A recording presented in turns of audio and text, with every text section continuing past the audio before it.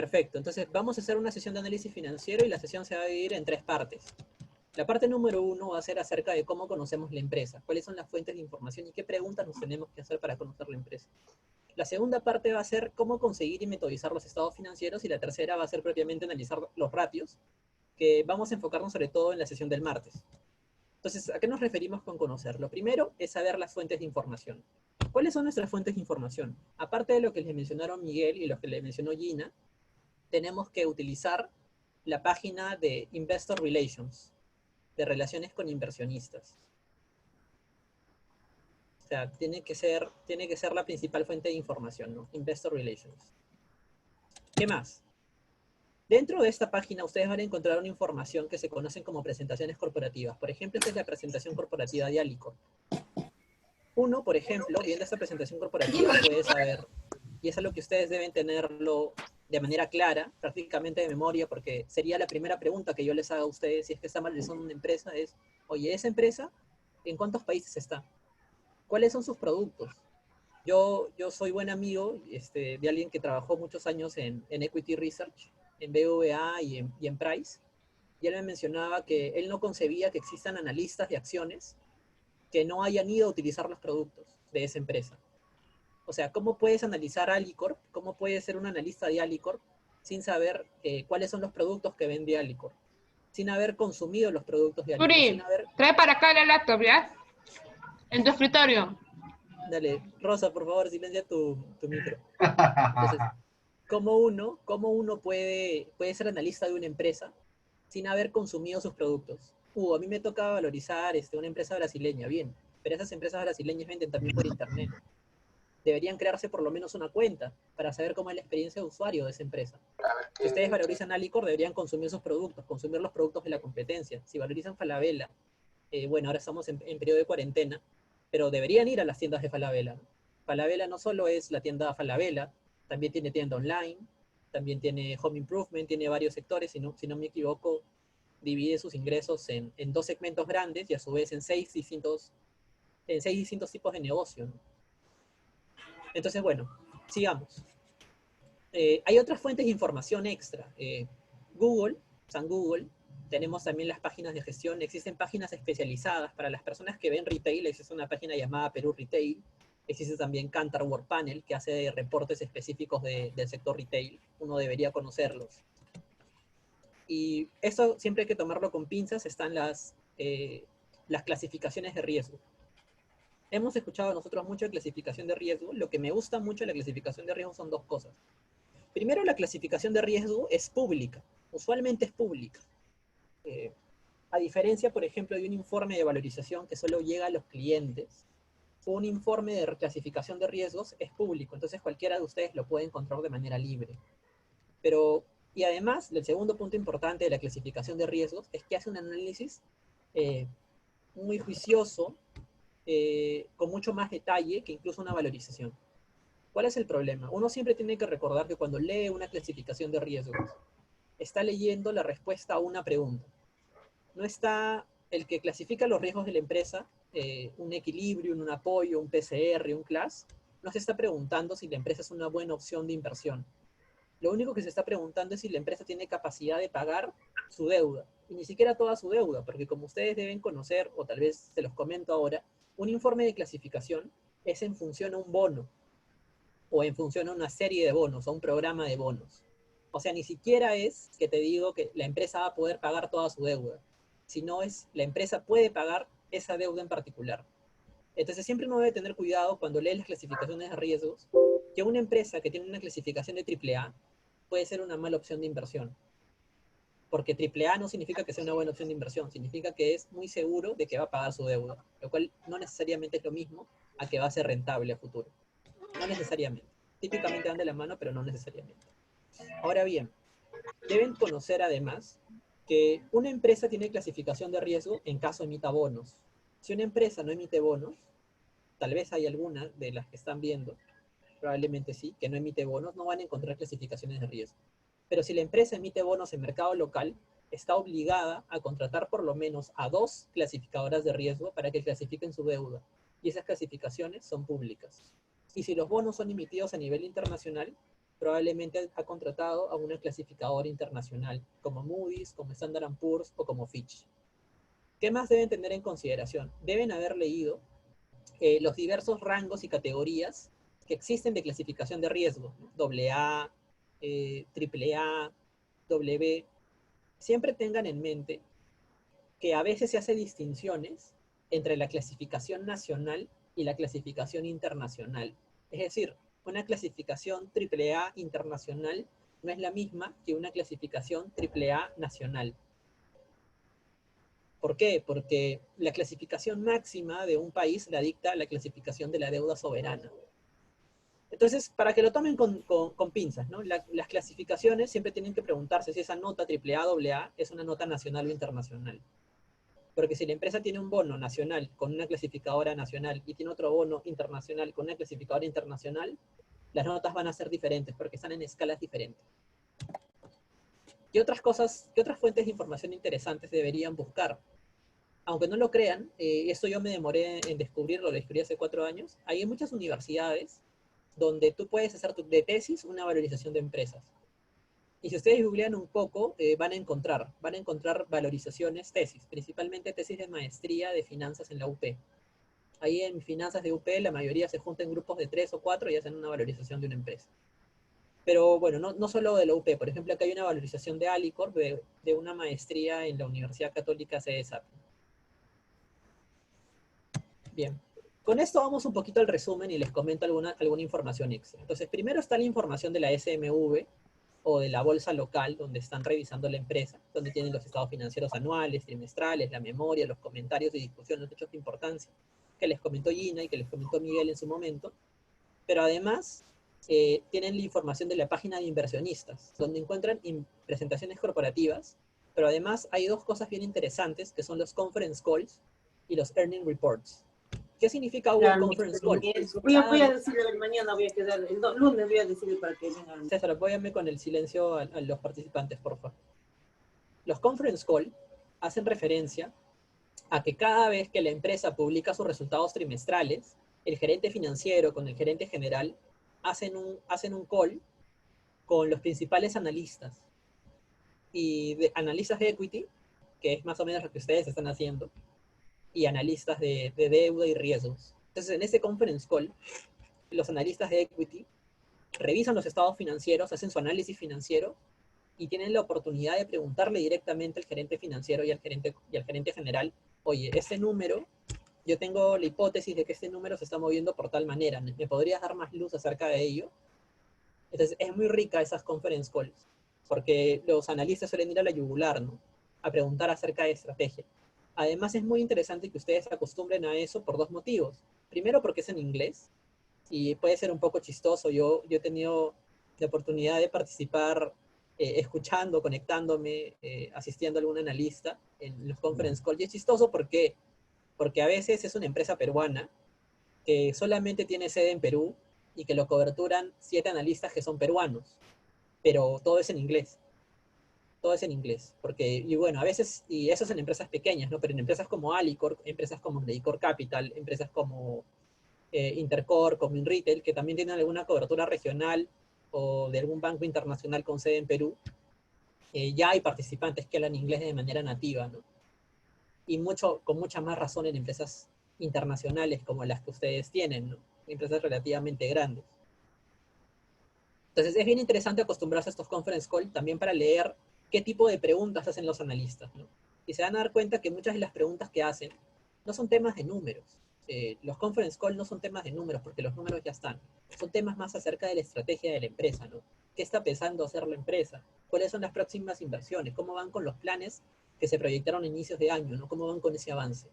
Entonces es muy interesante revisar estos conference call, como digo, lo pueden encontrar en la página de inversionistas. El Earnings Report es usualmente 1 o 2 páginas donde te detallan los ingresos, el detalle de ingresos y unos pequeños comentarios. En tanto las noticias, como les mencioné, nunca se olviden de buscar las webs especializadas, ir más allá de Google o gestión, como Perú Retail. Y en el caso de algunas empresas que tienen o que están vinculadas con temas regulatorios o políticos, ya deben saber ustedes si su empresa está relacionada con esos temas y para ahí está vinculada con el escándalo Lavajato, etcétera, etcétera, está en la función de gato encerrado. Y acá, aprovechando el tiempo y que he empezado temprano, les cuento una pequeña anécdota. Yo trabajaba en la mesa de la difunta Seguro Sura, en la mesa de inversiones. Y ahí juntos teníamos al costadito a la mesa de fondos mutuos. Era 2017, febrero, último viernes de verano del año, y nosotros de inversiones en seguros, como invertíamos en bonos a plazo fijo a 50 años, nos íbamos temprano los viernes pues, a hacer nuestra parrillada. Y justo me acuerdo que ya nos estábamos yendo, y en eso empiezan a sonar los teléfonos, ¿no? ¿Qué había pasado? Una empresa nacional que estaba vinculada, y bueno, ya que está fuera del tema, y se los cuenta a todos los integrantes de ese grupo, era Graña, ¿no? En la acción de Graña había salido una noticia de que un alto directivo de Odebrecht le había tirado dedo, había dicho al fiscal que Graña había participado de manera directa, ¿no? De los sobornos.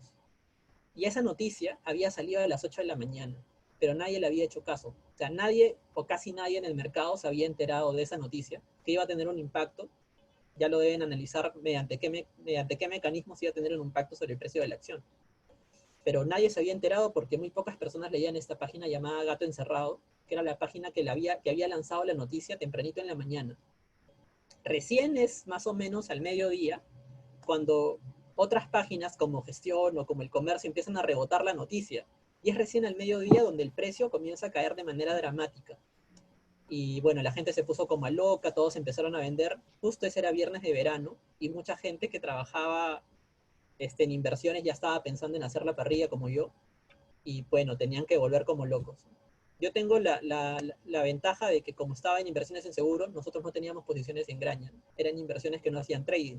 Pero la gente que trabajaba en las apps o que trabajaba en fondos mutuos tuvo un gran problema en ese momento. ¿Para qué comento esta anécdota? Para recalcar el hecho de que a veces muchas empresas, uno no tiene que necesariamente buscar la información en gestión o en webs especializadas. Cuando son empresas que están relacionadas con el Estado, uno tiene que buscar un poquito de noticias con más tono político, ¿no? Van a haber más proyectos de inversión. ¿Qué empresas que ustedes están analizando dependen mucho del gasto público?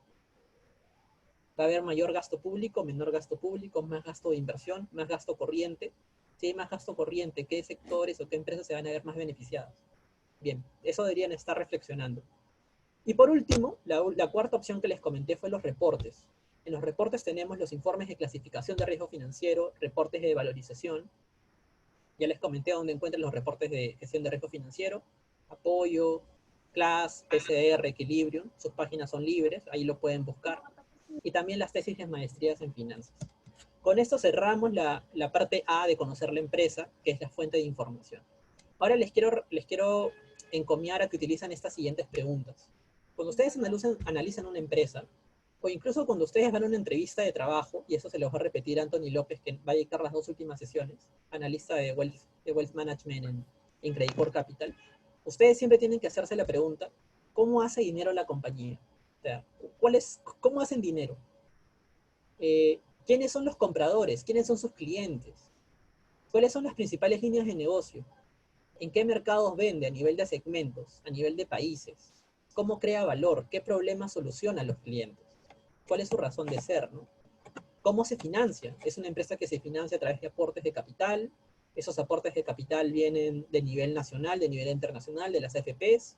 ¿O es una empresa que se financia principalmente a través de deuda? Si es a través de deuda, ¿qué tipo de deuda emplea? ¿Emplea bonos internacionales? ¿Emplea préstamos bancarios? ¿Quiénes son los dueños de la compañía? ¿Cómo funciona la estructura accionaria? Es una de las primeras cosas que nos deben comentar. Muchas empresas ya deben saber, a pesar de ser corporaciones, hay familias que están muy dentro de las compañías. Y la otra pregunta, que no es necesariamente la misma, es quién tiene el control. Porque un tema es quiénes son los dueños, porque pueden haber inversionistas que no sean estratégicos, como pueden haber inversionistas estratégicos que conocen del negocio y que forman parte activa de la compañía, ¿no? Que ponen directores y que tienen control del directorio. Para todo esto, y para acompañar estas respuestas a estas preguntas guías que ustedes se tienen que hacer con sus grupos, deben trabajar con ciertas herramientas de soporte. ¿Qué herramientas? Lo que ustedes conocen, el FODA, las 5 fuerzas de Porter, el Competitive Landscape, los 4 pilares del marketing, el Business Model Canvas. Hugo, no conozco eso, no hay problema. En la sesión 5 lo van a trabajar un poquito de estos temas con César. Estos temas usualmente, yo soy de economía, pero estos temas usualmente se ven más en gestión, pero incluso los que somos de economía o tenemos una formación más para la economía, hay muchas cosas y muchas herramientas que podemos utilizar, ¿no?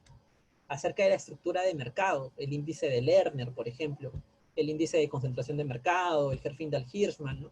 Índices de concentración que me indiquen qué tanto poder tiene esta empresa sobre el negocio, o los escalonamientos verticales, horizontales, ¿no? De concentración del negocio, ¿no? Que me imagino que ustedes también lo deben conocer si son de otras carreras, ¿no? Qué tan encadenada está la empresa hacia arriba, hacia abajo, hacia los costados. ¿Qué tanto control tiene de su cadena de suministros? ¿Compra suministros a otras empresas o a su propia empresa? Bien, entonces, Hugo, ya me contaste qué es todo lo que tengo que hacer, por dónde comienzo. Pueden comenzar por algo tan sencillo como preguntarse y conocer cuál es la misión y la visión de la compañía que están analizando.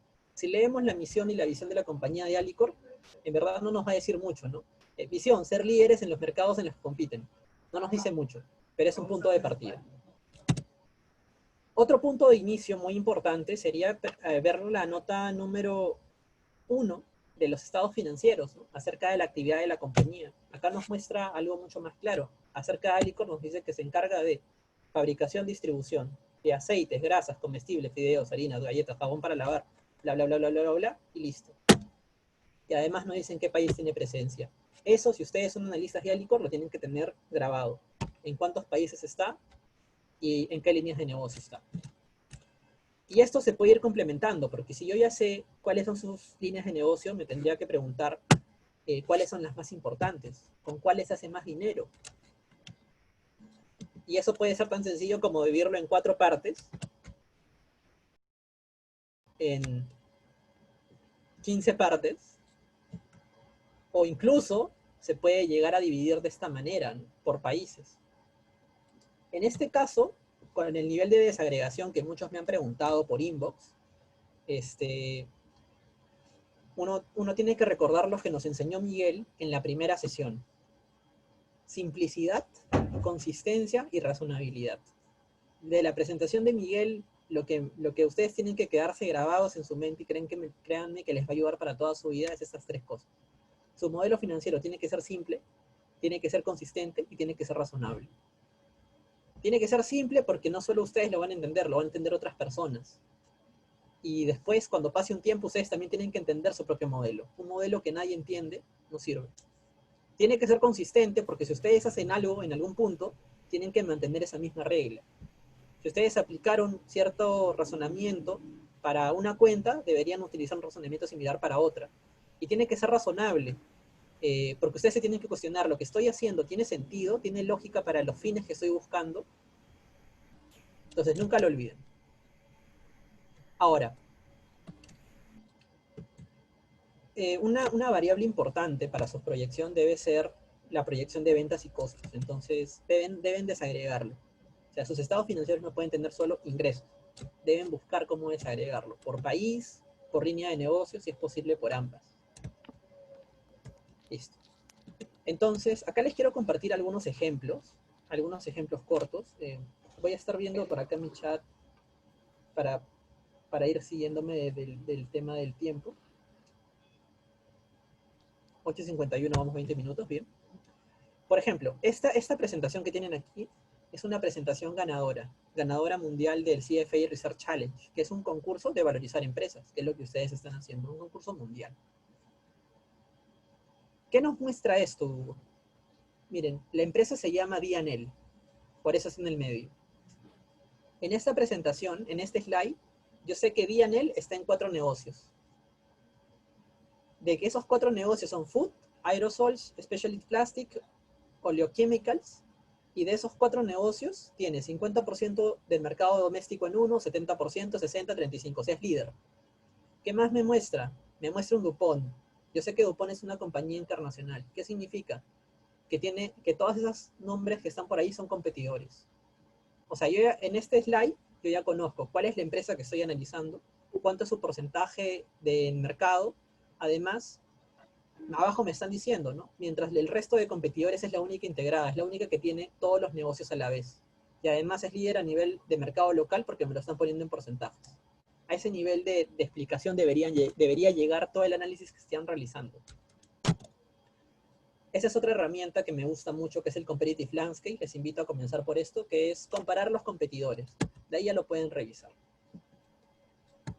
Bien, entonces, conocer la empresa también requiere conocer cómo se financia, ¿no? Para eso recuerden que tienen una nota, la nota deuda, en este caso de la empresa Alicor, ya vamos a ir a ver sus estados financieros.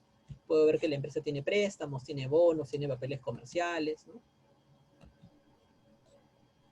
La clase pasada preguntaron acerca de los derivados de la compañía y cómo uno analiza los derivados.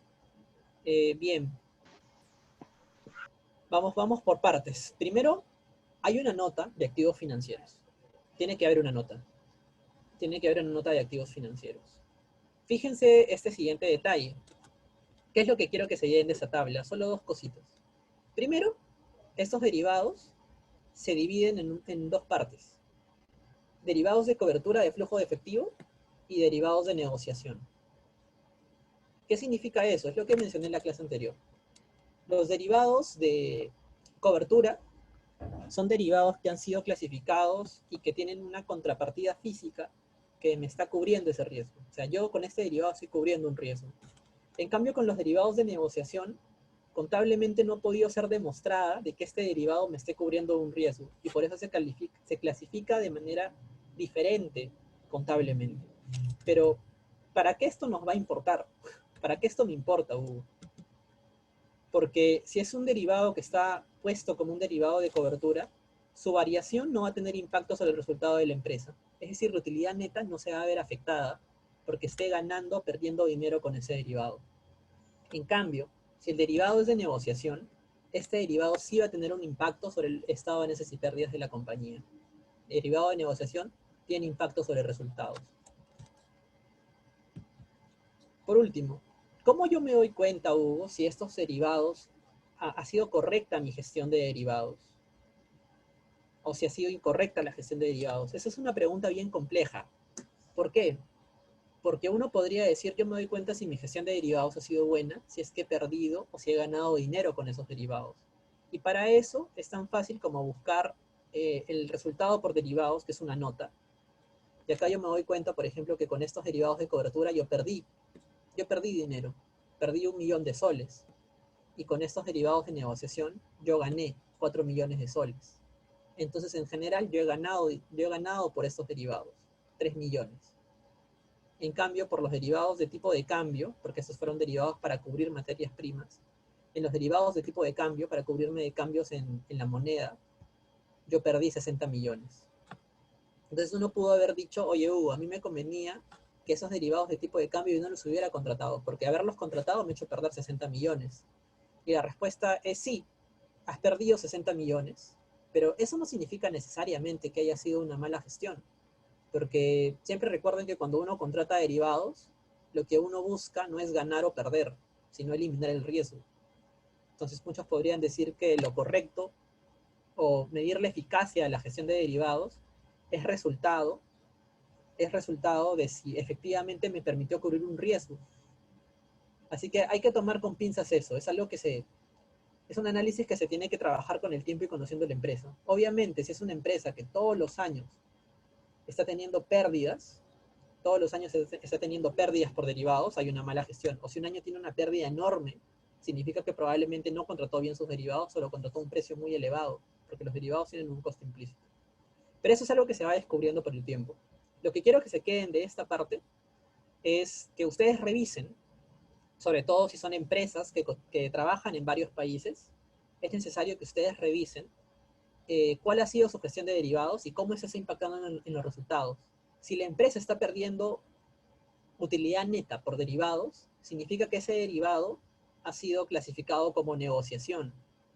Es decir, es un derivado que no está cubriendo una contrapartida. Así que deberían preguntarse si es un tema contable, que por algún tema contable no calzó exactamente los flujos, y este derivado fue clasificado como negociación, a pesar de que era de cobertura, Entonces tal vez no habría que hacer mucho caso a esos números. Pero ya lo vamos a ver en un ejemplo más adelante. Ahora hablemos acerca de la metodización. Acá solamente quiero que se queden con algunas ideas. Es solo un slide. Primero, van a tener que agregar algunas cuentas, es decir, van a tener que juntarlas. Me ha llegado muchas preguntas sobre eso, si juntan algunas cuentas o no. Bien, pues si hay una cuenta que es muy grande, la van a tener que separar. En general, necesitan las cuentas que les den insights del negocio y que sean útiles para valorizar. Hugo, ¿cuáles son esas cuentas que son útiles y que yo jamás debería juntarlas con otras? Cuentas por cobrar comerciales, cuentas por pagar comerciales, inventario, caja, deuda de corto, deuda de largo, propiedad, planta y equipo, activos intangibles, las que ustedes suelen conocer y les suena mucho y que conocen más. En general, las demás cuentas, si es que no son grandes dentro de ese negocio, por ejemplo, si están valorizando una empresa del sector agrícola, el activo biológico debería estar por separado porque es gran parte del activo. Pero si son otras cuentas que son más o menos extrañas, no sé, impuesto diferido, pueden juntarla con otros activos. Además, eso me sirve para la simplicidad del modelo. Entonces aquí, para mover las cuentas no hay muchas reglas claras. Como gran parte del análisis financiero, es más a gusto del analista. Pero cuando hablo del gusto del analista, ese gusto siempre tiene que estar en función a las 3 pasos o a las 3 reglas que nos dijo Miguel. La simplicidad, la consistencia y la razonabilidad. Si hacen algo en el activo, deberían seguir la misma regla en el pasivo, y si hacen algo en un año, deberían hacer lo mismo en todos los años. Entonces siempre ténganlo en mente. Hay que revisar también ciertas cosas, por ejemplo, la utilidad operativa. Hay una empresa que ustedes están valorizando, una empresa peruana, que en cierto año hace la venta de una planta. No voy a decir cuál es, porque es su chamba de ese grupo saber esto. Pero hay una empresa peruana que hace la venta de la sede en donde se fundó esa empresa. Esa empresa se fundó en un lugar, pero con el pasar del tiempo se mudaron a otra ciudad. Y hace unos 2, 3 años vendieron su sede original. Pero por obra del demonio, parte de la venta de la maquinaria de esa sede está impactando dentro de la utilidad operativa. Ahora, desde mi punto de vista, no debería impactar la utilidad operativa, porque esas ventas son hechos excepcionales, que no se deberían repetir a futuro. Entonces, no debería ir ahí, ¿no? Pero claro, si yo estoy considerando eso, ¿por qué lo hago? Lo hago porque al momento de proyectar, si yo veo la historia y digo, esto se va a mantener a futuro, significa que todos los años a futuro va a haber venta de maquinarias por cierre de planta. No, porque el cierre de planta es un hecho único. Entonces, como es un hecho único, no tendría por qué afectarme la utilidad operativa. Es más, si yo voy a proyectar a futuro viendo la historia, porque la historia me importa en función que me permita proyectar el futuro, si yo proyecto la historia, estaría proyectando que todos los años se va a hacer venta de terrenos, y eso sería incorrecto. Entonces, siempre tengan en mente esta razonabilidad, ¿no? Las cosas que están haciendo, ¿cómo va a impactar? Otra cosa que siempre tienen que revisar son las cuentas por cobrar, acerca de si son de origen comercial o no son de origen comercial. Me van diciendo si eso les genera problemas o si se les genera problemas con estas cosas para verlo en la sesión del martes. Ahora, ¿qué cosas se tienen que desagregar sí o sí? Porque al inicio les dije que habían cuentas que no eran importantes y que teníamos que agregarlas para hacer el modelo más sencillo. Pero hay ciertas cuentas que se tienen que desagregar. ¿Cuáles son esas, Hugo? Las ventas.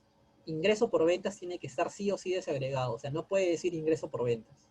Peor aún si son varios países, porque al momento de proyectar me vas a decir que el crecimiento de ventas es igual en Perú, que en Chile, que en Bolivia. Eso no es cierto, ¿no? Entonces tienes que desagregarme el ingreso por ventas y el costo por ventas, mínimo. Ese es el nivel mínimo de desagregación. Ahora, cuando ustedes desagreguen, piensen en los drivers. ¿A qué me refiero con drivers? Lo que les dije, ¿no? Un ratito. Ustedes, cuando proyecten las ventas de una empresa que tiene presencia en Perú, Colombia y Chile, van a decir, esto va a crecer a 5% porque el PBI de Perú crece a 5%, por poner un número. No, pues porque son cosas diferentes. Entonces, si ustedes dicen, yo voy a proyectar esta empresa, las ventas de esta empresa, que está en 3 países, en función al crecimiento del consumo interno de esos 3 países, o sea, yo quiero desagregarlo en función a cómo crece el consumo interno en Colombia, las proyecciones de consumo interno en Colombia, las proyecciones de consumo interno en Perú, y las proyecciones de consumo interno en Chile, sus ventas las tienen que desagregar, porque cada línea de negocio va a tener un crecimiento diferente, entonces sus estados financieros ya tienen que estar desagregados. Solo ventas, ojo. No necesariamente van a desagregar el EBITDA o van a desagregar el gasto financiero por segmento, ya sería mucho, pero las ventas y los costos sí lo tienen que desagregar. Ahora pasamos a la tercera parte de la presentación, que es el análisis. Y esto a muchos les puede sonar repetitivo, pero espero que no. Antes de comenzar con analizar los ratios y mostrarles los cambios que he hecho en el modelo de Alicorp, hay que tener en cuenta siempre esto. El análisis financiero nos va a ser útil en función a lo que les mencioné. Cuando estamos hablando de valorización, nos va a ser útil en función que nos permita conocer la empresa para poder predecir su futuro. Porque eso es valorizar, predecir el futuro de la empresa. Entonces, los márgenes de rentabilidad nos son útiles, conocer cómo han funcionado los márgenes de rentabilidad. ¿Para qué? Para conocer la estructura de costos de la empresa. Para saber usualmente cuánto es utilidad bruta, cuánto es su margen operativo, cuánto es su margen EBITDA. Para proyectar el estado de necesidades y pérdidas, que es parte fundamental del modelo de flujos descontados. Los ratios de gestión y de liquidez nos van a ser útiles para calcular la variación de capital de trabajo operativo. El capital de trabajo operativo es otro componente importante de la proyección de flujos descontados. Además, el CTO nos tiene que llevar a pensar acerca de la posición de la empresa, acerca del porter, acerca de cuánto es mi poder versus mis proveedores, cuánto es el poder de mis clientes, de la negociación, el bargaining de los clientes, y todo eso. Los ratios de mercado, múltiplos de mercado, nos tienen que permitir ponderar mi valorización en función de una futura valorización relativa. Y los ratios de solvencia van a ser útiles para saber si la empresa requiere capital externo, y también para conocer si la empresa se ha estado financiando mucho, porque eso puede indicar que está en un proceso de inversiones, y eso va a impactar en el CAPEX, en los gastos de capital a futuro. Entonces, sin más, vamos a conocer y vamos a analizar los ratios de rentabilidad. Cuando hablamos de ratios de rentabilidad, están siempre los clásicos, ¿no? Los márgenes que hacemos en análisis vertical. El margen bruto, el margen operativo, el margen EBITDA, el margen neto. Ahora, yo siempre cuando hablo de los márgenes de rentabilidad, siempre quiero que ustedes lo vinculen con cierto responsable dentro de la empresa. ¿Cómo así, Hugo? Si el margen bruto le va mal, eso sería en parte responsabilidad del gerente comercial, ¿no? Si estamos en una reunión de gerencia y al margen bruto le está yendo mal, al que habría que echarle la culpa sería en gran parte el gerente comercial. Oye, ¿por qué estás vendiendo los productos tan baratos? ¿O por qué estamos vendiendo tan pocos productos? En cambio, si el margen bruto está bien, pero el margen operativo está mal, eso significa que hay problemas en gastos administrativos, en gastos de publicidad o en gasto de ventas. Entonces, ¿a quién echaríamos la culpa? Si el margen operativo está mal, pero el margen bruto está bien, tendríamos que echarle la culpa al gerente de marketing, al gerente de RH, ¿no? Si, por ejemplo, el margen operativo está bien, si el margen operativo está bien, veo que hay muchas preguntas derivadas, está bien. Si el margen operativo está bien, pero el margen neto está mal, ¿dónde estaría la responsabilidad? ¿Qué cosa va después del margen operativo, después del margen EBITDA y antes del margen neto? ¿Qué pasaría si mi margen operativo va bien, pero mi margen neto va mal? ¿De quién sería esa responsabilidad? Voy a ver el chat, a ver si alguien me ha respondido. O si me están reclamando. Perfecto. Gastos financieros. Sería chamba del gerente financiero. Sería chamba de ustedes algún día, ¿no? Si hay problemas del operativo hasta el margen neto, eso pasa ¿por qué? Diferencia de cambio, gastos financieros, pérdida por derivados. Y bueno, en la parte de impuestos, que no es propiamente responsabilidad de la empresa, o tal vez responsabilidad del gerente legal, no del contador, pero sería principalmente chamba del gerente financiero. Ahora, el problema con el margen neto, y los contadores lo van a saber, es que desde las ventas hasta la parte de utilidad neta, hay muchos temas contables. Hay muchos temas contables. Hay muchos gastos que pueden ser activados y pueden ser reconocidos como no como gastos en ese periodo, sino que se van depreciando o amortizando a lo largo del tiempo y hace que mi utilidad neta se incremente. como que mi utilidad neta baje. Entonces, en la utilidad neta, si bien es la ganancia de la empresa y es un número que me importa mucho, ya hay mucha cosa contable, desde incluso el reconocimiento de las ventas hasta el margen neto. Así que siempre hay que tomarlo con pinzas. Bien, con esto, para hablar del ROA, del ROE y del ROIC, pasemos al modelo de Alicorp. Espérense. Ya lo tengo aquí. Ya, genial. Perfecto. Entonces al modelo de Alicorp le he hecho algunas modificaciones. Esperen que carguen, que me imagino gente. Le he hecho algunas modificaciones. ¿Dónde están esas modificaciones? Están al final, a partir de la fila... A ver, ¿dónde está? Acá. A partir de la fila 291 le he puesto algunas modificaciones. Algunas modificaciones le he puesto. ¿Qué le he puesto? Le he puesto un cálculo de ratios. Le he puesto todos los ratios de los que vamos a hablar hoy. Tengo el margen bruto, tengo el margen operativo, tengo el margen EBITDA, tengo el margen neto. A ver, voy a estar revisando de rato en rato.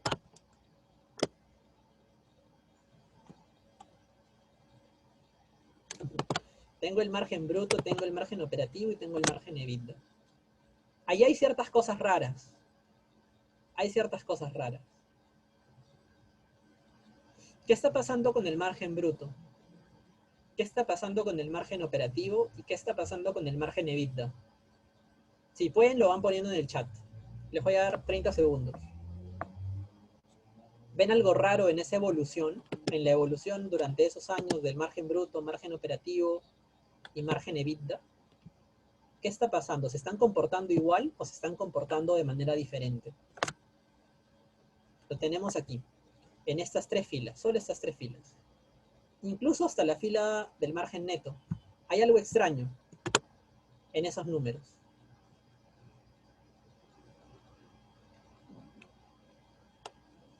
Perfecto, Juliana me dice, a ver, si hubieran otros ingresos operativos, los netos de ventas los meto en línea aparte. Ya, vamos a ver. Vamos a ver, si bien mi margen bruto disminuye en los últimos años, el margen operativo se comporta diferente. Es correcto. ¿Qué pasa? Mi margen bruto está cayendo. Mi margen bruto está cayendo. Pero mi margen operativo y mi margen EBITDA y mi margen neto está creciendo incluso, ¿no? Miren el comportamiento del margen bruto. Pasa de 27 y sube hasta 30, pero de ahí cae a 24. En cambio, mi margen operativo está creciendo. Mi margen EBITDA está creciendo y mi margen neto está más o menos creciendo. Por ahí hay algo raro. Hay algo raro. Entonces, vamos a ver más datos, ¿no? Ya vi este comportamiento, quiero ver algo más. Vamos a ver cómo evolucionaron las ventas. Cuando veo las ventas, me doy cuenta que ha habido un gran crecimiento para el 2018. Del 2017 al 2018 hubo un gran crecimiento. Ojo, gran crecimiento en ventas 2017 versus 2018, acompañado de una fuerte reducción del margen. ¿Qué es lo que pudo haber pasado? ¿Qué hipótesis tenemos? ¿Qué pudo haber pasado ahí? Algo mencionaron en la clase anterior, me acuerdo.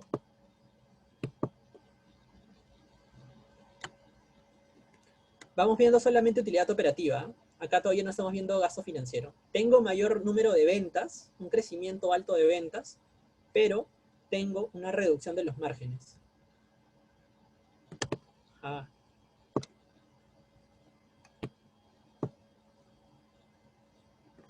Ah. Bien, me gusta que estén dándome muchos temas. Perfecto, me encanta. Me encanta, me encanta. Voy a tratar de juntar todos sus comentarios en varias cosas. Primero, me han hablado acerca de cantidades y costos y eso me gusta. Lamentablemente en Alicorp no me dan en los estados financieros el detalle de costos y de cantidades. Pero si ustedes analizan una empresa más pequeña, una empresa que produce, su análisis de rentabilidad de margen bruto siempre tiene que ser un análisis de cantidades y de costos. Porque mi margen puede cambiar, o mi número de ventas puede cambiar, o mi utilidad bruta puede cambiar por cambios en cantidades o en cambio de costos. En este caso, como es un margen, Eh, estoy hablando solo de cuánto es ese margen, ¿no? entre ingresos y costos. De acá no intervienen mucho las cantidades. ¿Qué más? Me dijeron, Hugo, puede incrementarse los costos, lo cual es algo que uno pensaría en primer lugar, pero yo les cambiaría un poco la torta. ¿Qué pasa si ustedes tienen una empresa y los costos suben? ¿Ustedes van a seguir vendiendo la misma cantidad de producto al mismo precio? ¿O van a vender menor cantidad al mismo precio anterior o la misma cantidad a un mayor precio? ¿Qué pasa si ustedes venden, no sé, venden menú o venden polos, por poner un término, ¿no? ¿Qué pasa si ustedes venden polos y de pronto el precio del algodón se incrementa? ¿Van a seguir vendiendo los polos al mismo precio o van a seguir vendiendo la misma calidad al mismo precio? Usualmente, lo recomendable sería que si tus costos incrementan, transfieras ese incremento de costo a tu precio. Dicho de otra manera, que el incremento de costos del proveedor tú te lo transfieras a tu cliente, a tu consumidor. Eso obviamente no siempre es posible, depende también del nivel de competencia del mercado, podrían decirme. Pero si hay un incremento de costos en mi productor, ese incremento debería ser para todos, también para mis competidores. A menos que me estén subiendo solo el costo a mí, ¿no? Pero si el costo se incrementa, si los insumos se incrementan, ese incremento de insumos debería afectar a todos los vendedores y por ende debería ser compensado con un menor nivel de calidad en el producto o un mayor precio. Dicho de otra manera, cuando nosotros vemos cambios en el margen bruto, nuestra primera respuesta no debería ser porque subieron los costos. Porque uno debería decirse, si los costos subieron, también tuvieron que haber subido su precio. O también tuvieron que haber ajustado en algo para que el margen de ganancia siga siendo el mismo de antes. Entonces no han podido mantener ese margen de ganancia. De ahí me dicen si no les queda claro o si no les convence. Y lo seguimos viendo. Yo tengo dos hipótesis más. Usualmente un crecimiento fuerte de ventas con un menor margen de ganancia suele significar otra cosa, que se llama maduración de mercado. ¿Cómo es eso, Hugo? Digamos que yo abro un negocio y yo tengo un producto o una línea de negocio que es súper rentable, pero que yo solo tengo un solo producto. Entonces yo ya no tengo a dónde más crecer. Entonces para seguir creciendo decido sacar nuevas líneas de producto, las cuales me hacen incrementar mis ventas. Pero como son nuevas líneas de producto, ya no tienen tanta ganancia como la línea inicial que tuve, la línea estrella que tuve.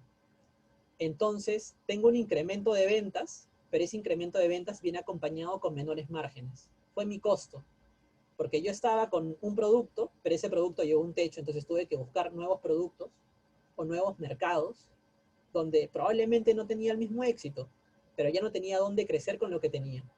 Entonces eso se llama la maduración de un negocio, ¿no? O sea, tú empezaste bien, pero ahora para seguir creciendo ya no vas a tener los márgenes de ganancia iniciales.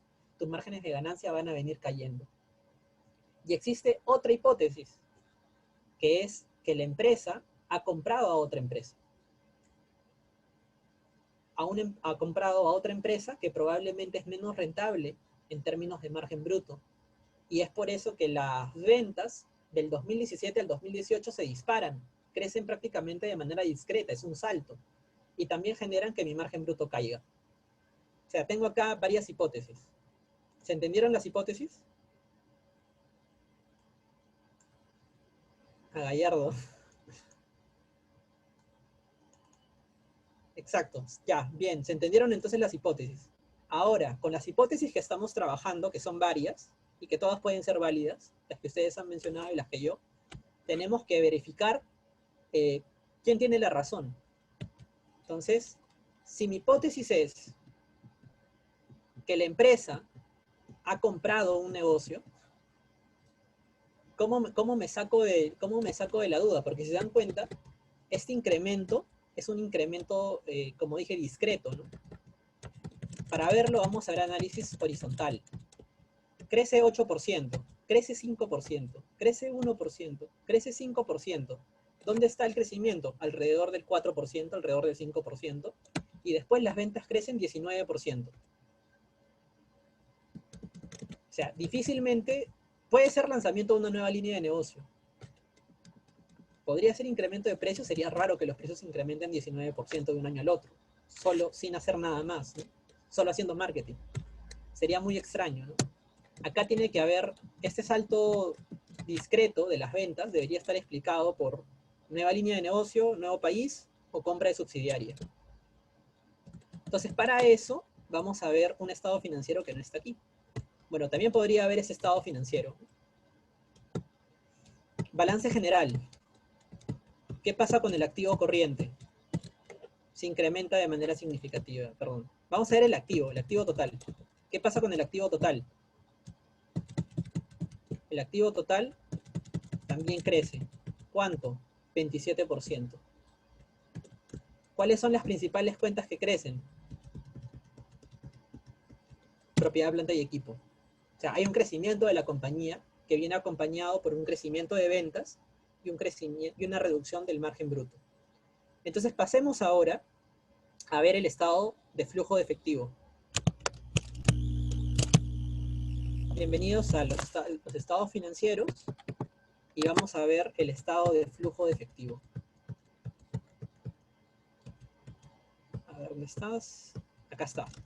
Entonces, como les mencionó nuestra amiga Gina la sesión anterior, el estado de flujo de efectivo se divide en 3 flujos: operación, inversión y financiamiento. Entonces, vamos a ver cómo evolucionó 2018 versus 2017 estos flujos. El flujo de operación, que es prácticamente mis ventas y mis costos de ventas, más o menos lo mismo. 2017 tuve de ganancia o en caja por mis actividades de operación un ingreso de 800 millones de soles. Y en el 2018 tuve un ingreso de 800 millones de soles. De ahí vamos a ver. Pero el flujo de operaciones es más o menos el mismo. Pero ¿qué pasó con mi flujo de inversiones? Mi flujo de inversiones en el 2017 fue una salida de 220 millones. En cambio, en el 2018 fue una salida de 1.000 millones, 1.200. Perdón, eso está en miles, ¿no? 1.000 millones. 1.000 millones de salida de flujo. ¿Qué cambió, Hugo? ¿Qué cambió en la actividad de inversión? Compra de participación en subsidiarias, neto de efectivo adquirido. Nota 3 y nota 19. Es decir, hubo una compra de subsidiaria durante el 2018. En la nota 3 y en la nota 19. ¿Y qué más? ¿Qué pasó en el financiamiento? En el financiamiento la empresa, por ejemplo, tuvo un ingreso de préstamos recibidos de terceros a largo plazo por 1.700 millones de soles. Aunque también la compañía pagó mucho préstamo de corto plazo. Al final, ¿cuál es el resultado del efectivo? Durante el 2017, el efectivo de la empresa subió en 700 millones. O sea, su caja creció en 700 millones. Y durante el 2018, su caja cayó. Hay una diferencia de 700 millones. ¿Dónde está esa diferencia de 700 millones? ¿Por qué?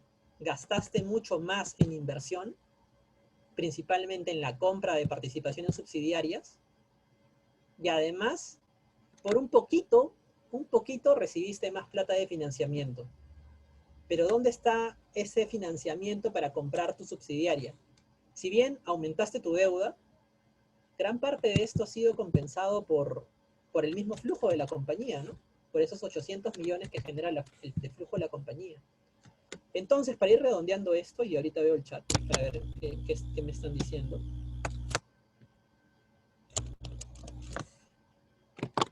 He seguido esta estructura de análisis. He seguido esa estructura de análisis. ¿Cuál es la estructura que ustedes también tienen que seguir para analizar la compañía? Primero, tienen que identificar qué cuentas son relevantes. Ya, ahorita leo sus preguntas sobre esos temas contables. Ya, bacán. Pero vamos a rebobinar este análisis para que ustedes también lo repitan con sus empresas. ¿Qué es lo primero que hizo? Primero ustedes tienen que identificar qué cuentas son importantes. Tienen que ver primero A mí me gusta siempre, me han criticado esto, así que bueno, también me cuentan ustedes qué les parece. Pero a mí siempre me han dicho que los economistas, o los que tenemos la formación de economistas, como que nos centramos solamente en los detalles grandes, ¿no? No nos fijamos en el detalle. A mí me parece bien eso. Primero uno tiene que buscar qué cuentas son las cuentas grandes y cómo se están moviendo. Tienen que ver, oye, el activo de la empresa está creciendo, se está manteniendo constante, las ventas, margen bruto, margen neto. Antes de ver una cuenta en particular, fíjense cuáles son las cuentas más importantes. ¿Y cómo yo me doy cuenta qué cuentas son más importantes? Utilizando el análisis vertical. Vamos acá. El análisis vertical me dice cuáles son las cuentas más importantes, ¿no? O sea, si yo veo esto, yo veo, oye, el resultado de operación con derivado es 3% de las ventas de la compañía, pero gasto de ventas es 13%. O sea, derivado, por ejemplo, en el 2015 cae en 86%. ¡Wow! Es uno de los cambios más grandes de la compañía. 86%. Pero ese 86%, ¿cuánto vale de todo el ingreso? Vale apenas 3%, 0,5%. Yo no debería comenzar mi análisis viendo por las operaciones con derivados, porque es muy pequeño. Yo me iría a preguntar, oye, ¿qué pasó con el gasto de ventas? Oye, ¿qué pasó con el costo de ventas? ¿Qué pasó con la utilidad bruta? Entonces, primero me fijo en las cuentas más importantes. Una vez elegí qué cuentas son las más importantes y me di cuenta que hay un cambio en la estructura de costos, que me di cuenta que este margen bruto está cayendo, pero además las ventas, que es lo más importante, el estado de resultados, están incrementándose, ahí me vienen las dudas. Entonces después yo analizo los hechos, ¿no? ¿Cuáles son los hechos? ¿Qué cosas estoy encontrando? Encuentro el incremento en las ventas, la reducción de márgenes y los cambios en el flujo de caja. Entonces acá yo puedo generar varias hipótesis, ¿no? Los costos han subido, mayor competencia, incremento de precios, ¿no? Todo se ha inflado por un incremento de precios de inflación, ¿no? Genero mis hipótesis y lo voy comprobando, ¿no? Lo voy comprobando en el flujo, en este caso lo pudimos ver en el flujo de efectivo. ¿Y cuál es la conclusión? En las notas 3 y la nota 19, que no las voy a leer ahorita para no tomarme mucho tiempo, yo puedo ver que la compra de Industrias del Aceite, no le he puesto en mayúscula, pero es un nombre propio, ¿no? Compra de Industria del Aceite, que es una empresa boliviana, ha incrementado el ingreso por ventas, ha incrementado esos temas, ¿no?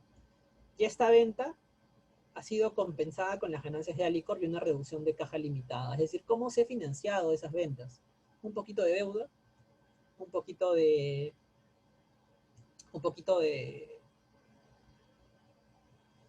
la caja, se redujo la caja en unos cuantos millones, pero principalmente por la ganancia propia del negocio de Alicorp. Muchos me preguntaban, no, ¿qué significa venta neto de caja? Lo que pasa, y esto es importante, se lo van a repetir en las siguientes sesiones, cuando uno calcula el valor de la compañía, siempre le quita la caja. Siempre le quita la caja. En este caso, tú compraste una empresa y esa compra te reduce la caja porque está saliendo plata de tu caja, pero cuando te compras esa otra empresa que estás comprando también tiene caja y tú te quedas con esa caja, ahora es parte de tu caja.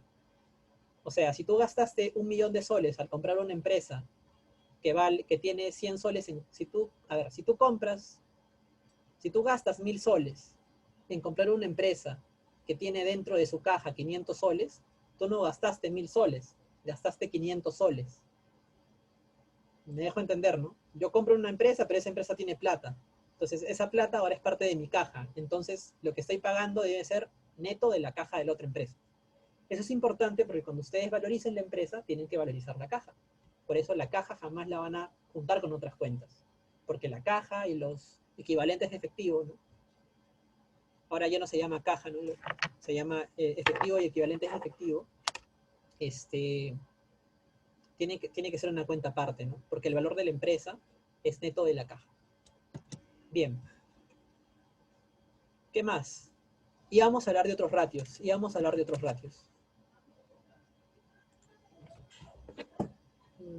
¿Cómo vamos ya? En 4 minutos hacemos un pequeño pare, sino para ir viendo sus preguntas. Ahora, pasemos a los siguientes ratios. pasemos a los siguientes ratios. Entonces, a ver, perdonen. Ya. Estamos viendo rentabilidad, ¿no? Hemos visto que hay una diferencia. Ok, Hugo, ya analizamos qué pasó con el margen bruto y ya más o menos vemos qué fue esa diferencia de incremento de ventas versus incremento de margen.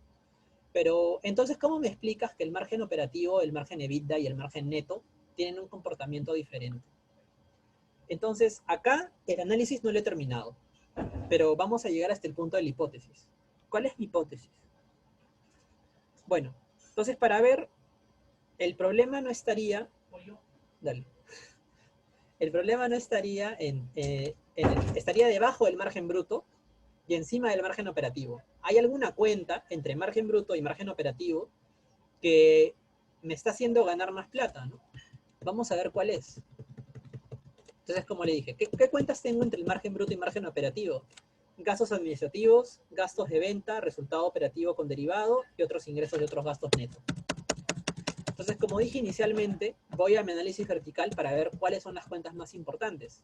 Y las más importantes son gastos de venta y gasto administrativo. ¿Qué ha pasado con este gasto de venta y este gasto administrativo? El gasto administrativo creció en 24% y el gasto de venta creció en 8%. ¿Y cuánto creció, Hugo, mis ventas? Mis ventas crecieron en apenas 19%. O sea, si yo veo mi análisis vertical que me informa de mi estructura de costos, el gasto administrativo pasó de 7% de mis ventas a 7,3% de mis ventas. Y mi gasto de ventas pasó de 9,1% de mis ventas a 8,2% de mis ventas. ¿No? Mi estructura de costos está cambiando. Fíjense cómo ha variado mi gasto de venta. Mi gasto de venta antes era el 13%, 14%, pero ahora mi gasto de ventas es apenas el 8,2% de mis ventas. Acá yo tengo varias hipótesis. Hipótesis 1, economía de escala. Probablemente dentro de gasto de ventas tengo el gasto de marketing. Y yo venda una unidad como venda 1.000.000, el gasto de marketing se va a mantener más o menos constante, es un costo fijo. Tengo un tema de apalancamiento operativo, ¿no? Los de gestión les enseñan en contabilidad de gestión grado de apalancamiento operativo, ¿no? Existen ciertos costos que a pesar de que yo venda el doble, no se van a multiplicar por 2. Porque yo tenga el doble de ventas, no voy a contratar a 2 gerentes de marketing. Entonces puede haber cierta eficiencia con la escala. A medida que vendo más, yo no necesito gastar más dinero en gasto de ventas. Esa sería una hipótesis. La otra hipótesis sería, oye, tú compraste la compañía, entonces tú cuando compras compañía siempre generas sinergias. ¿Qué significa esto? Pues probablemente no necesitas muchos contadores, ¿no? El equipo de contabilidad se va a tener que reducir, ¿no? Van a haber despidos, ¿no? Lo que se conoce como sinergias. Entonces, acá hay varias hipótesis, ¿no? Habría que leer las notas, habría que leer qué es lo que está pasando en el gasto de ventas, qué es lo que está pasando en el gasto administrativo, habría que revisar la memoria para ver cuántos empleados tiene la compañía, para ver si el número de empleados se ha mantenido siendo el mismo o si se han reducido empleados, para saber qué es lo que está pasando. Pero ya continúo ese análisis, ¿no? Vuelvo a repetir el análisis que hice hace un momento. Genero ciertas hipótesis y voy comprobándolas. Bien. Con eso, exactamente, ¿no? Los mismos alimentos pueden seguir vendiendo, pudo haber tercerización. ¿Cómo me doy cuenta de eso, Hugo? Yo me doy cuenta viendo en la memoria. En la memoria está el número de empleados. Si ustedes son una empresa de retail, tienen que preguntarse cuántas son las ventas por empleado. ¿Cuánto me vende cada empleado? ¿Cómo hago eso, Hugo? Te dan los números de vender, te dan en la memoria de retail, si hay tiempo lo voy a mostrar. Está la evolución de los empleados año a año, por categoría, ejecutivo, gerencial, operario y de ventas. Les adelanto, hubo un incremento de tercerización para promotores del año 2017 a 2018. Entonces uno puede dividir las ventas de la empresa sobre el número de empleados para calcular cuánto fueron las ventas por número de empleados. Si es una empresa que tiene locales, tiene que calcular sí o sí cuánto fueron las ventas por metro cuadrado, ¿no? Entonces dejemos este análisis por ahí. Recuerden que ustedes tienen que repetirlo en su compañía. Y pasemos a ver los muy famosos ROA y ROE. Y posteriormente el ROIC. A ver, yo siempre cuento esto. Los que alguna vez han llevado una clase conmigo ya lo deben saber. Pero yo me acuerdo que yo veía Canal N a la medianoche. Y Canal N a la medianoche pasaba la propaganda de Centrum. Y en la propaganda de Centrum siempre hablaba Fernando D'Alessio recomendando los programas de Centrum, ¿no? Y él decía, nuestros egresados de Centrum salen calificados para maximizar su majestad el ROE. El ROE es uno de los ratios más manoseados del mundo financiero, o bueno, lo era, uno de los ratios más manoseados del mundo financiero. ¿Por qué? Es sencillo, porque el ROE te mide la rentabilidad para el accionista, la rentabilidad para el que aporta patrimonio. ¿Cuánto es la rentabilidad en función del patrimonio invertido? Por eso el ROE era lo más interesante, ¿no? ¿Cómo ha evolucionado el ROE de la compañía? Ha crecido de manera significativa. Ha venido creciendo en estos años, ahora está en 14%, un ROE relativamente alto. Pero siempre cuando uno analiza el ROE se tiene que preguntar de dónde viene el ROE. Y para eso existe la muy famosa descomposición del ROE de DuPont, en 3 partes. El ROE, que es Return Over Equity, se puede dividir como resultado de la multiplicación del margen neto por rotación de activos por el multiplicador de patrimonio, también llamado apalancamiento financiero. Dicho de otra manera, lo que nos tiene que decir el análisis DuPont es, oye, la rentabilidad para el accionista es resultado de 3 cosas. Primero, que la empresa tenga un alto margen neto, que tenga una buena rotación de activos y que tenga un buen multiplicador del patrimonio. Y esto nos permite analizar muchos temas de teoría. Primero, es claro saber que a un inversionista le conviene que su empresa tenga un mejor margen neto, ¿no? O sea, si la empresa tiene mejor margen neto, estoy ganando más plata, me conviene como inversionista.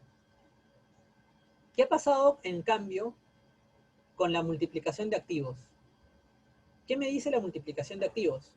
La multiplicación de activos viene a ser, voy a poner las fórmulas por si ahorita no se acuerdan, ¿no? Esta es utilidad neta sobre patrimonio. ¿Margen neto qué es? Utilidad neta sobre ventas. ¿Qué es rotación de activos? Ventas sobre activos. ¿Y qué es multiplicador del patrimonio? Es activo sobre patrimonio. Perfecto, entonces yo puedo ver que sí es cierto, mi margen neto ha subido un poco. También es cierto que mi rotación de activos ha subido un poco. Y bueno, también es cierto que mi multiplicador del patrimonio ha venido cayendo. Vamos a ver cómo han sido las variaciones. Acá no tengo los márgenes. Ahorita los calculo. Vamos a ver cómo han variado. Wow.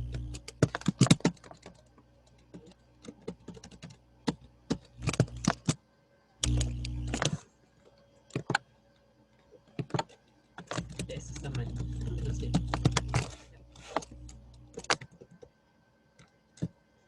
Entonces, ¿qué ha pasado con el margen neto? Ha tenido crecimientos importantes, el último año una reducción. ¿Qué pasó con el multiplicador de activos? Estuvo bien, después se redujo. ¿Qué pasó con el multiplicador del patrimonio? El último año se incrementa. Ahora, cuando yo analizo el análisis DuPont, siempre tengo que vincular cada ratio con una cosa.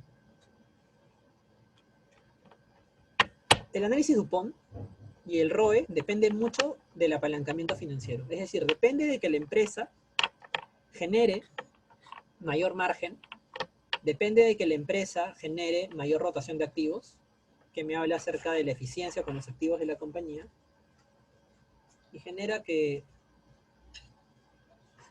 haya un mayor apalancamiento financiero. Esto significa que al inversionista le conviene que su empresa tenga mayor deuda, ¿no? Vamos por partes. ¿Cuál es el problema del ROE? Para ir redondeando la idea. El problema del ROE, y algo que criticaba mucho al ROE, es esto. Por ejemplo, habían algunos gerentes de compañías grandes que eran pagados en función al ROE, cuya compensación, cuyo sueldo dependía del ROE. Entonces una manera de incrementar el ROE era incrementando el apalancamiento financiero, es decir, sacando más deuda, no pedir mayor patrimonio a los accionistas, distribuir muchos dividendos y sacar mucha deuda, de tal manera de que yo podía inflar el ROE. ¿Por qué? Porque el multiplicador del patrimonio o el apalancamiento financiero es una medida de qué tan endeudada está la empresa. A medida que la empresa está más endeudada, el ROE se incrementa. Entonces, eso generó muchas dudas y muchos problemas con el ROE. ¿Cuál fue una de las formas de solucionarlo? El ROA. ¿Qué es lo bueno del ROA? El ROA es, ya no importa cómo está financiada la empresa, ya no importa si es mucha deuda o mucho capital, lo importante es cuánto rinde la empresa en función a su tamaño. Entonces ya viene a ser una medida de la eficiencia de la compañía. Es decir, la empresa está siendo rentable en función a su tamaño, lo cual sería muy útil para una empresa que está comprando muchas subsidiarias, ¿no? Alicor, por ejemplo, es una compañía que cada cierto tiempo se va comprando más compañías. Se compró Nicolini, se compró Intradepco, se compró estas empresas de industria del aceite en Bolivia. Entonces, ¿está teniendo resultados? Es cierto, la empresa está teniendo más ventas, pero en función a todo el capital que está invertido en él, en función al tamaño de su planta, en función al tamaño de sus inventarios, ¿es más rentable? ¿Es menos rentable? Para eso tengo el ROA, ¿no? Por ejemplo, si comparo 2018 versus 2017, me indica, la empresa tiene más ventas, la empresa tiene más utilidad neta, pero su rentabilidad en función a su tamaño es menor, de 6,8 a 5,7. ¿Eso significa que la compra fue mala? No, porque ese resultado recién se va a ver a futuro. Pero ya te está diciendo que la compra de una compañía te está restando en ese año eficiencia, porque para el tamaño que tienes es menor la rentabilidad de este año versus el año anterior. Ahora, todos estos problemas que tengo con el ROE, una de las mejores formas de solucionarla es el ROIC. ¿Qué es el ROIC, Hugo? Es el retorno sobre el capital invertido que está calculado en la celda 271. Acá está. Ahora, no quiero entrar todavía al detalle de qué es el NOPAT, pero lo interesante es que el ROIC te mide cuánto es el rendimiento operativo de la compañía en función a cuánto es el capital que se está invirtiendo. Y cuando hablamos de capital invertido, no solo hablamos de patrimonio de la compañía, también estamos hablando de la deuda. Es decir, en función a cuánto dinero han puesto en la compañía los bancos, los acreedores y los inversionistas, ¿la compañía está siendo más rentable o no? ¿Qué tengo? Tengo que no. El capital invertido está cayendo, ¿no? El retorno sobre el capital invertido está cayendo. Como digo, esto me tendría que indicar que la compra de la subsidiaria Industrias del Aceite, Corporación del Aceite, ha sido negativa, al menos en el corto plazo sí, y es lo que suele pasar. Para que aparezcan las sinergias, para que aparezca la eficiencia, eso se va a demorar todavía algunos años. Con esto cerramos el análisis de rentabilidad. ¿Con cuáles se tienen que quedar? Con el ROIC. O sea, el ROIC tiene que estar también calculado para ustedes. Recuerden que estos análisis de márgenes nos sirven porque a futuro ustedes tienen que conocer los márgenes de la compañía porque usualmente van a proyectar los márgenes a futuro, ¿no? Entonces, para cerrar, la rentabilidad, ¿qué es lo que tiene que ser importante de esto en función a la valorización? Tiene que ser importante lo siguiente. La pregunta es, Hugo, cuando yo proyecte mi margen bruto, cuando yo proyecte mi margen bruto, cuando yo proyecte mi margen operativo, cuando yo proyecte mi margen EBITDA, ¿qué números voy a utilizar? ¿Qué números voy a utilizar? Usualmente usamos la historia, ¿no? Hugo, ¿sería correcto que yo proyecte mi crecimiento en ventas en función a esta historia? Por ejemplo, yo podría decir, voy a proyectar las ventas en función a la historia, ¿no? Porque creo que la compañía va a funcionar igual. Entonces hago esto, ¿no? Average.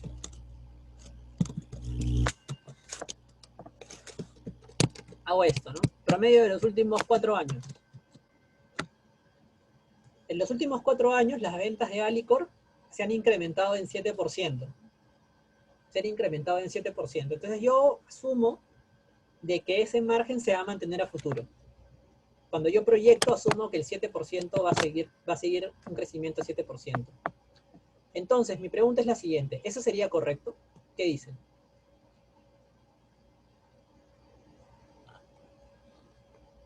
¿Cuál sería el detalle? ¿Por qué no sería correcto? Perfecto. Es una pregunta con truco. Veo que ya hay algunos que siguen despiertos. Es una pregunta con truco. ¿Sería correcto? Si tú estás asumiendo que Alicor va a realizar compras similares a la compra de Industrias del Acero cada 4 años, pues sí, sería correcto.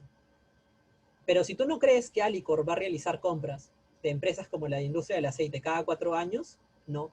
Cuando tú proyectes ese 19% no deberías considerarlo. O deberías considerar cuánto fue el crecimiento sin tomar en consideración Industrias del Aceite. Entonces, me están captando la idea. Perfecto. Para eso me sirve el análisis de la historia, pero debo tomarlo con pinzas.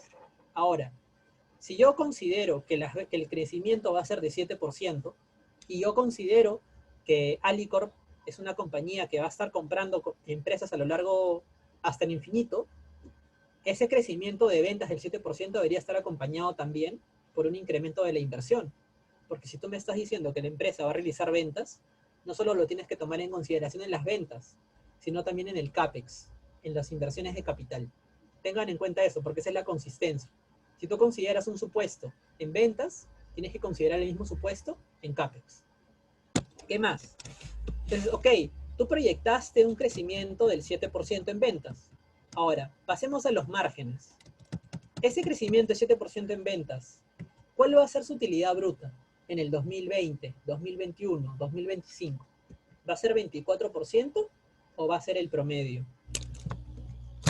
de 30, 27? ¿Cuál va a ser su margen neto? ¿Vas a utilizar este 0,2 del 2014? ¿O vas a utilizar el 4,6? ¿No? ¿Cuánto va a ser a futuro? ¿5%? Para eso tendrían que entender lo que ya mencionaron en las anteriores clases, ¿no? ¿Por qué en el 2014 la rentabilidad fue tan baja? ¿Ese evento fue un evento que se va a repetir a futuro? ¿Por qué en el 2015 la rentabilidad fue tan baja? ¿Es un evento que se va a repetir a futuro? Y así. No hay respuesta mala o buena, sino que toda respuesta tiene que ser razonada y tiene que ser sustentada. Bien, con esto ya cierro rentabilidad. César, ¿sigues vivo? ¿Estás ahí? Faltan apenas 15 minutos.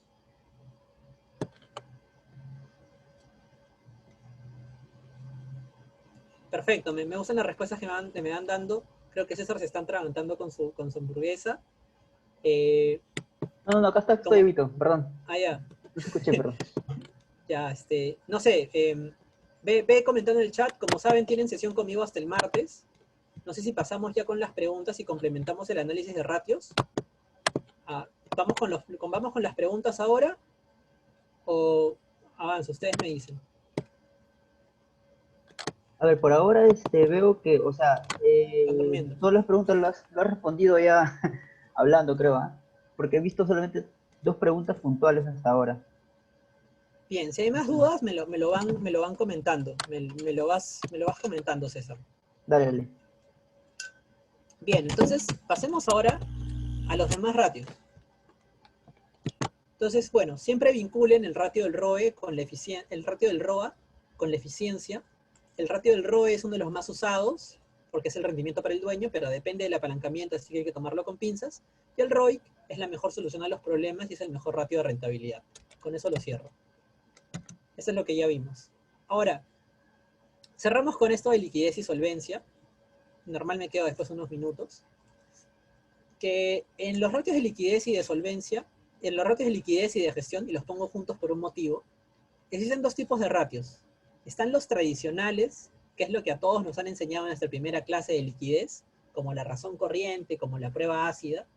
Y existen otros ratios, como el CTO, o como el o como el ciclo de conversión de efectivo. Ahora, ¿qué es lo malo? ¿Qué es lo bueno? Personalmente a mí no me gusta la razón corriente ni la prueba ácida. Es más, recomiendo no utilizarlo. ¿Por qué? Ustedes ya les deben haber dicho que la razón corriente tiene un error, ¿no? Esto ya lo sabemos todos. Nos han dicho, ¿no? ¿Cuál es el problema de la razón corriente? La razón corriente estás mezclando papas con camote porque estás diciendo que con tu inventario o con tu, no sé, con algún pasivo raro, con algún activo raro vas a pagar tus cuentas por pagar, ¿no? O me estás diciendo que con tu inventario que tal vez se vende en 6 meses vas a pagar la cuenta por pagar que vence dentro de un mes. Entonces, claro, si yo hago el análisis de la razón corriente, digo, oye, esta empresa está siendo más líquida porque su activo corriente es mayor a su pasivo corriente. Pero si ajusto esto y le quito los inventarios y le quito las cuentas que no son tan líquidas dentro del activo corriente, me muestra que la prueba ácida está por menor de 1. Ok, ¿y eso es bueno o malo para la compañía? Lamentablemente no me dice mucho, no me dice mucho. No me dice mucho la razón corriente ni la prueba ácida, así que no lo vamos a analizar mucho por aquí. Al contrario, lo que yo recomiendo cuando trabajamos con liquidez es calcular el capital de trabajo operativo y la variación de capital de trabajo operativo. Y con esto vamos a cerrar. Con esto vamos a cerrar. ¿Qué es el capital de trabajo operativo, Hugo? Matemáticamente es la suma de cuentas por cobrar comerciales más inventarios menos cuentas por pagar comerciales. Eso es matemáticamente. Pero ¿qué significa el CTO?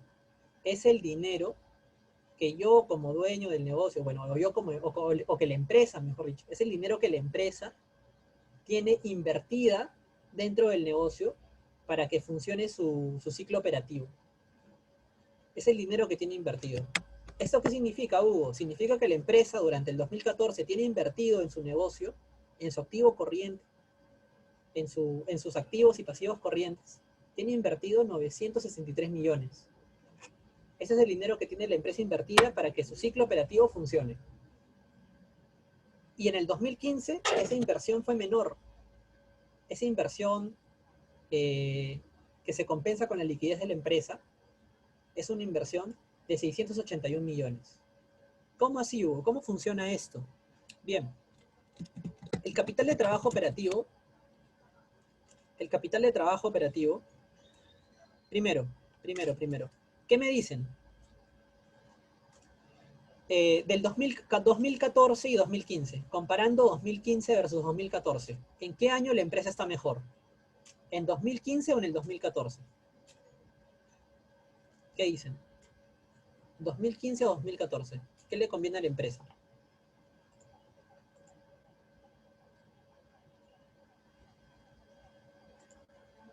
Perfecto. Porque tiene menor dinero invertido. Porque tiene menor dinero invertido. Bien. Siguiente pregunta. ¿Me conviene, entonces ustedes me están diciendo que me conviene tener mayores cuentas por pagar? Porque en el 2015 la empresa tiene mayores cuentas por pagar. Y en el 2014 la empresa tiene menores cuentas por pagar. ¿No significaría esto que la empresa está teniendo mayor deuda? ¿Qué dicen? Daniel me dice deuda buena. Y va por ahí. Va por ahí. Porque la cuenta por pagar es deuda, es cierto. Yo me estoy endeudando más con mis proveedores. Pero, mejor dicho, los proveedores me están financiando de endeudamiento barato, como me dice Brandon. Es financiamiento con cero intereses, como me dice Milagros. Entonces siempre recuerden eso. Pero ¿qué pasaría si yo hago un análisis al estilo razón corriente o prueba ácida, ¿no? Si incrementa mis cuentas por pagar, pucha, estoy más endeudado, mi pasivo corriente es muy superior a mi activo corriente, por tanto tengo problemas de liquidez. El análisis de la razón corriente, de la prueba ácida y de capital de trabajo neto me puede llevar a esos errores.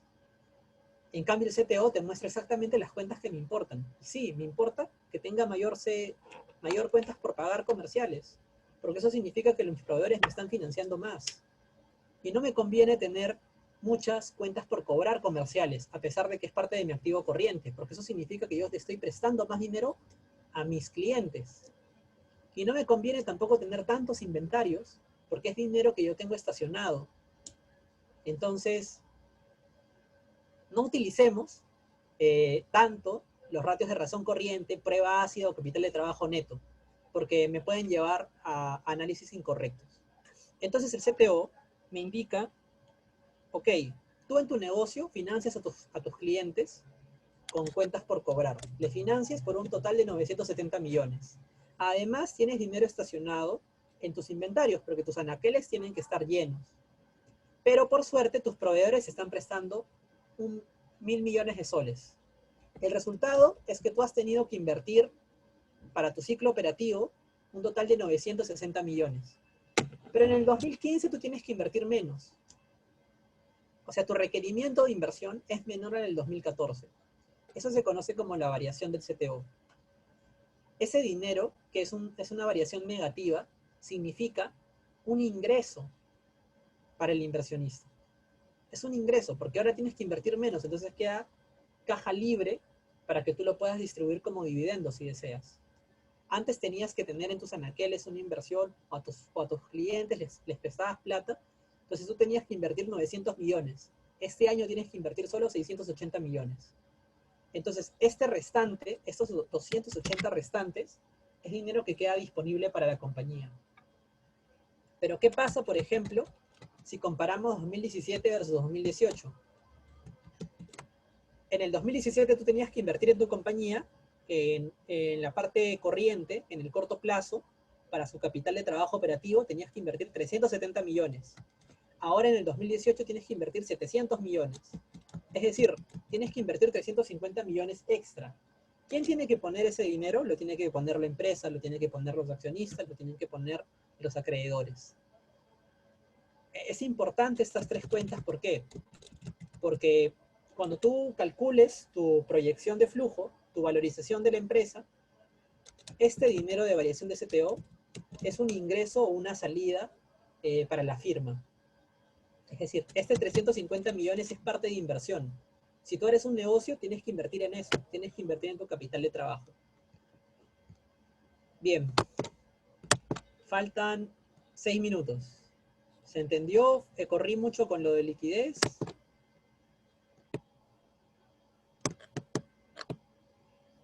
A ver, vamos a leer los comentarios. Perfecto. Me preguntan sobre el capital de trabajo negativo.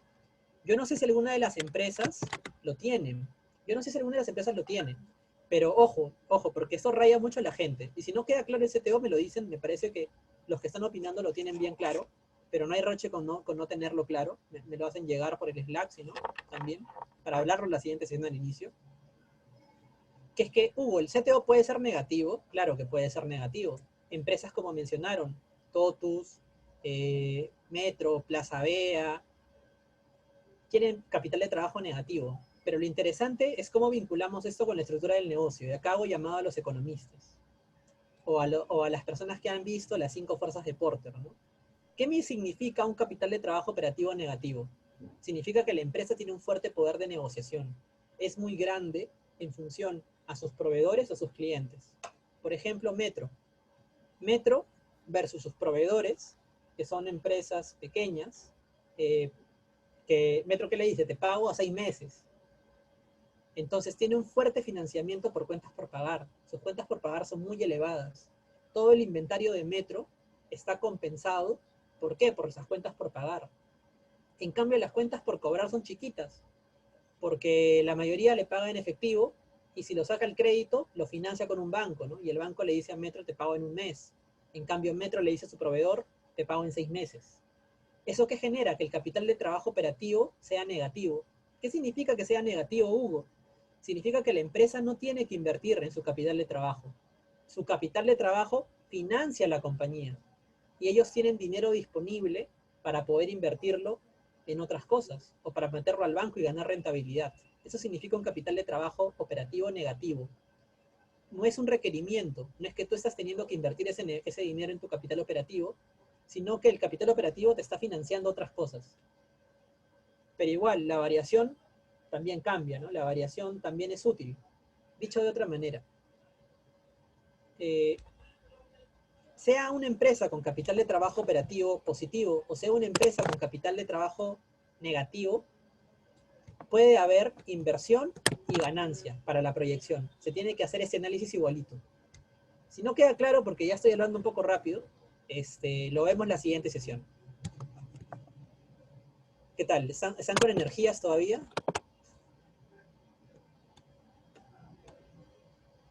A ver, pienso que cargue. Bueno, acabo de tomarme un Red Bull, ahora sí. Un CTO negativo puede ser contraproducente si hay un terremoto en el mercado. Pues en caso haya eso, la empresa va a tener que fácil ponerse a un CTO positivo y va a tener que invertir mucho, pero no necesariamente. No necesariamente sea malo, ¿no? Velocidad de reproducción 1.5. Dale, dale. Para recordar los fines de semana antes de la pandemia, ¿no? Nos vamos de amanecida. Bien, yo creo que terminamos la sesión por aquí. Normal me quedo respondiendo preguntas. Si tienen alguna duda, me lo hacen llegar. La siguiente sesión vamos a trabajar los ratios que quedan. Vamos a ver nuevamente los ratios de liquidez. Y vamos a ir con los ratios de solvencia, que son los ratios que más me gustan. Aplica los 30.000. Espera.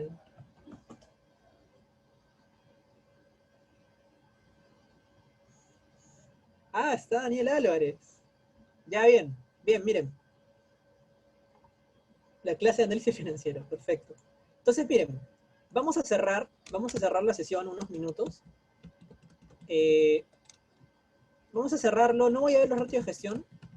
Vamos a pasar un poquito, les voy a explicar algo sobre los ratios de solvencia, que es los ratios en los que yo más me he especializado. Con los ratios de solvencia pasa algo similar que con los ratios de liquidez. Existen ratios de solvencia que son tradicionales, que son los que a todos nos enseñan siempre, como el apalancamiento financiero, como el grado de endeudamiento total, pero existen otros que son mejores. Entonces vamos a verlos, al igual que en los ratios de liquidez. Entonces, ¿qué es lo que nos enseñan cuando vemos ratios de solvencia? ¿Cómo lo medimos? Con apalancamiento financiero. Comparamos cuentas de balanza general. Comparamos cuánto tengo de patrimonio versus cuánto tengo de deuda en el balance general, ¿no? ¿Cuánto es mi pasivo versus mi activo? ¿Cuánto es mi pasivo versus mi patrimonio? Que es el apalancamiento financiero, ¿no? Lo que vimos en el análisis Dupont. Pero las mejores cuentas para analizar solvencia no son las cuentas de balance general, o las que me comparan solo cuentas de balance general. Para analizar solvencia yo tengo que comparar balance general con ganancias y pérdidas. ¿Cómo así, Hugo? ¿Qué significa esto? Cuando ustedes van al banco y piden un crédito, al banco no le importa mucho en verdad si ustedes tienen muchos activos. Es decir, si ustedes van al banco y tienen casa, pero no tienen trabajo, probablemente no les den un préstamo para un auto. Al banco, ¿qué les importa? Le importa que ustedes tengan flujos. El negocio del banco no es empezar a hipotecar a todas las personas que no le pagan a tiempo, porque es un proceso engorroso.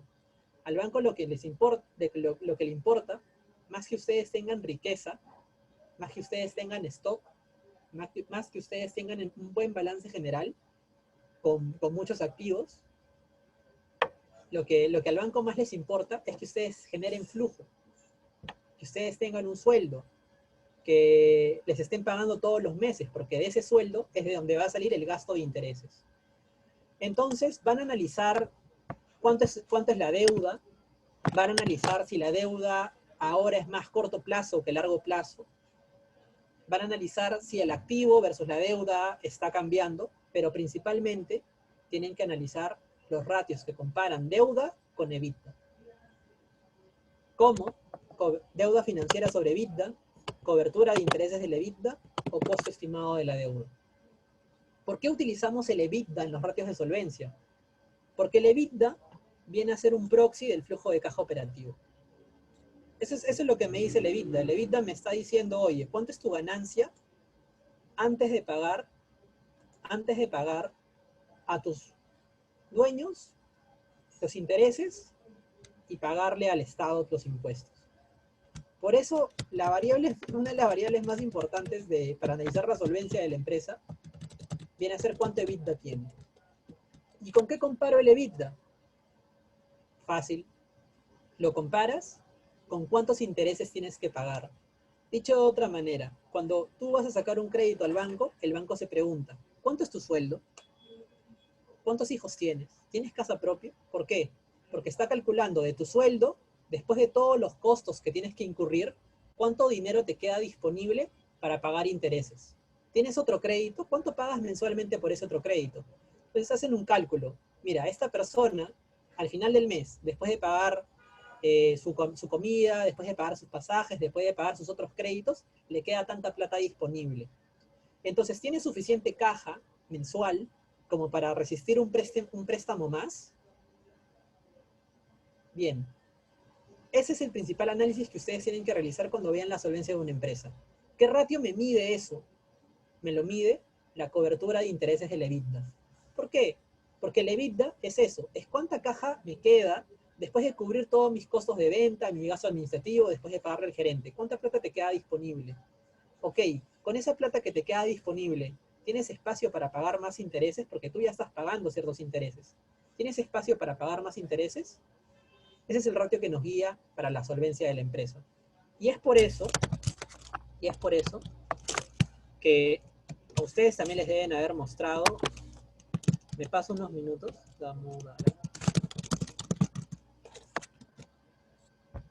y es por eso que fácil a ustedes les han mostrado alguna vez esta tabla, y si no lo han hecho, conózcanlo.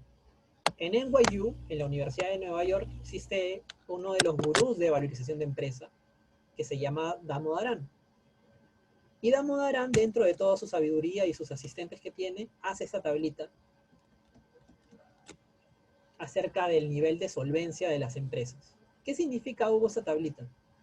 Bien, acá están las clasificaciones crediticias que vimos hace un momento, ¿no? Moody's, Fitch, S&P, que te ponen una clasificación AA, AAA. Entonces Damodaran te dice, mira, tú puedes saber o tú puedes tener un aproximado de cuánto debería ser la clasificación crediticia de esa empresa en función a un solo ratio. ¿Cuál es ese ratio? Interest coverage. Cobertura de intereses del EBITDA. Si ese ratio es de 4,5 para arriba, significa que la solvencia de la empresa es una solvencia A. Si eso está entre 4,5 y 3, es una solvencia más o menos buena, casi grado de inversión. Si es menor, debería ser lo que se conoce como un high yield, ¿no? O sea, no grado de inversión. Y si es un ratio de cobertura de intereses del 0,8 para abajo, ya es un junk bond, ¿no? Un bono basura. Bien, con eso sí cierro. Gracias por su atención. Me van dejando sus dudas, sus preguntas. Yo sé que César los ha estado guardando. Y la siguiente sesión vamos a trabajar con más calma el CTO, la liquidez, la solvencia y los múltiplos de valor. Y lo vamos a trabajar con el modelo de Alicor. Mi recomendación, ya si desean se van desconectando. No les digo que se desconecten, pero imagino que muchos tienen que cenar.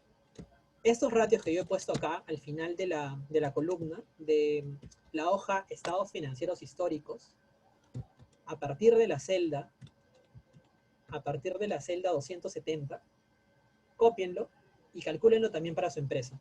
Como digo, mucho del análisis que hemos hecho les va a ser útil, no solo si es para valorización, pero recuerden que también he puesto para qué es útil para la valorización, ¿no? Para proyectar los márgenes y todo eso. Entonces, háganlo también para su empresa y así, la próxima clase, yo lo voy a explicar esos últimos ratios que están acá para Alicor, qué es lo que ha estado pasando, y también ustedes lo van a poder hacer para su empresa. Dale, Huguito, justo me se acaba de conectar Anthony López, que es uno de los cofundadores de ATIX. Anthony, ¿estás ahí? Creo que lo dejó justamente conectado, ¿no? No, fácil, no tiene el micro, no tiene la opción de micro, ¿le has dado? A ver. Hola, ¿me escuchan? Ahí está, Anthony López. Hola. Anthony. Sí, te escuchamos, papi, Anthony. te escuchamos. Justo Anthony López va a dictar las penúltimas clases, ya lo van a conocer pronto. A ver, Anthony, algunas palabras antes de cerrar ya la sesión. Nada, agradecerles a todos por su inscripción. Veo que son un montón de personas. Qué bueno que se ganen con esto. Realmente Hugo es un chico que muy destacado en todo ese tema. Lleva años enseñando ese tipo de temas de FinCore. Ha trabajado en Sura. Ahora es JP de un curso buenazo que se está armando en la Cato. Así que espero que se hayan ganado con todo esto y ya nos vamos a ver pronto en las últimas clases viendo más que nada pues Race Return y ya los temas finales de la evaluación. Así que nada, si no le ponen mucha atención a esto, obviamente todo se va compilando, así que al final espero verlos bien para que salgan bien las cosas al final. Les mando un fuerte abrazo, que se cuiden todos por casa y ya nos estaremos conociendo en las últimas Muy sesiones. pronto, muy pronto. Sí, sí, Anthony, gracias por tu palabra. Bueno, gente, ya está grabada la clase, lo voy a cortar de una vez. Ya, nos vemos el martes, a la misma hora.